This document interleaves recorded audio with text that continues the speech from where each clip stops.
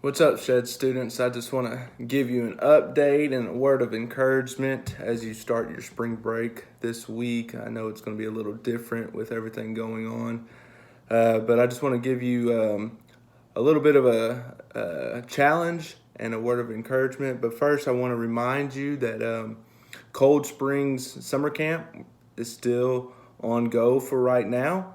We're looking at possible options if we need to change it to more of a virtual camp. But right now, as it stands, we're still having summer camps. So go to coldspringsretreat.net and register there, or you can go to mountvernonbaptist.net, click on the Shed tab, and you can register there if you need a scholarship or a half scholarship or any financial aid whatsoever.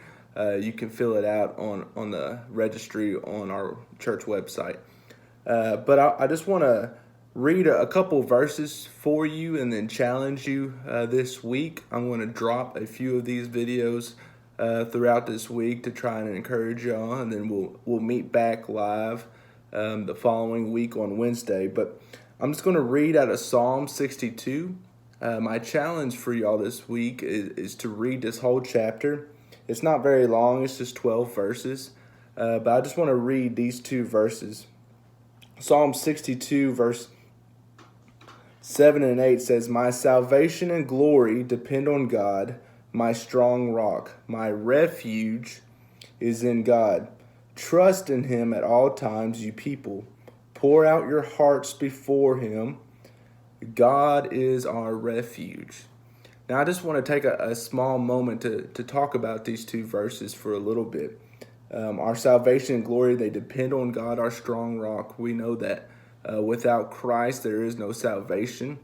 God is our rock and God is our refuge. Now, what does that word refuge mean? I like that word because when you think of the word refuge, you're thinking of seeking out safety.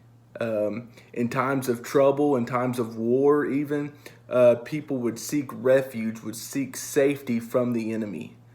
This time that we're living in now is like no other. We've never, in our lifetime, have lived in a situation like this when we're being encouraged to stay indoors, not being out in the public, not interacting with each other physically and in person.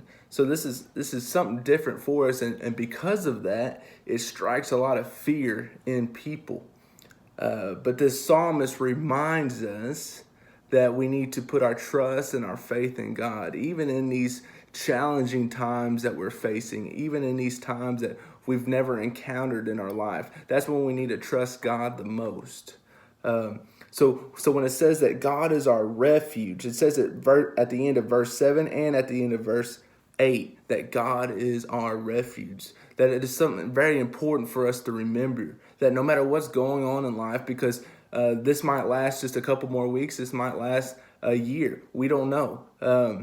But in those times, we can seek God because God is our refuge, God is our strength. So my question for you this week, my question for you to ponder on is, what does your trust in God look like? If you were to rate your trust in God from 1 to 10, what kind of rating would you give yourself? You know, sometimes it's easy for us to trust in God when things are going good or when things are just normal. But in times like this, that we're facing this coronavirus epidemic, where would you rate your trust in God? Now that you're out of school, school's not supposed to open up now until April 17th. How is your faith looking right now? How does your trust in God look right now? Do you seek God for refuge, for safety? Or have you gone to the world? Have you gone to alternate avenues looking for safety in your life during these troubling times? So my challenge for you for the next couple days until I post the next video is, number 1, go read Psalm 62. It is a great chapter in the Bible about putting our trust in God and putting our trust alone in God. And my second is to rate your trust.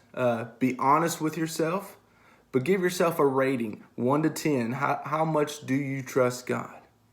And then after you give yourself a rating, define what it means to trust in God. In your own words, write out a definition what it means to trust in God. And then throughout this week, throughout this season, see about how you can increase your trust in God. See how you can, what steps you can take to get that number. Maybe you wrote down a 3. Try and get that number up to a 4 or 5 this week. Maybe you're at a 7. That's great. Keep pursuing a better number.